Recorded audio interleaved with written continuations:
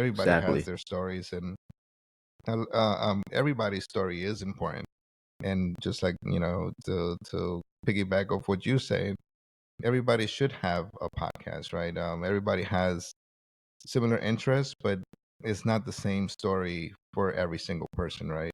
The way Exactly. that you see things, the way that you perceive things, the way that you just go about your day is not it's not the same for the next person.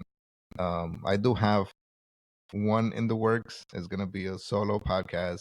I will have guests, but it's still in the baby stages where I'm trying to gather my ideas. I'm trying to gather 10 episode ideas before I launch, just Nice. so I can know where it's going, who I'm gonna have, who I'm gonna interview, or the topics that I'm gonna be talking about. And just like you, right? Yeah, I am in the reserves. I did a little bit of law enforcement.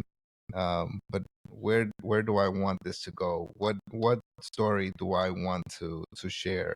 Um, and I'm leaning more towards the dad side, Okay. but in part, like my creative side too, right? And just like you were saying, that work life balance.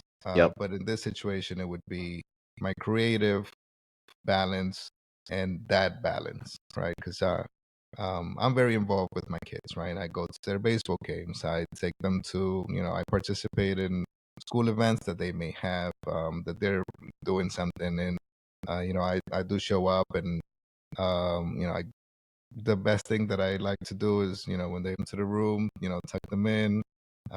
It's just one of those things that I find so much joy in doing every day, right? Yeah. When I am here, right? Because when I'm gone, then it's a little hard for me to do that, right? From either another state or overseas or wherever I'm at. Yeah.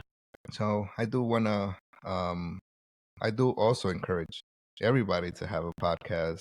And just like you were saying, it's not expensive, right? All you really need is Exactly. just a good microphone and an interface to use your phone, and I mean that's pretty much it.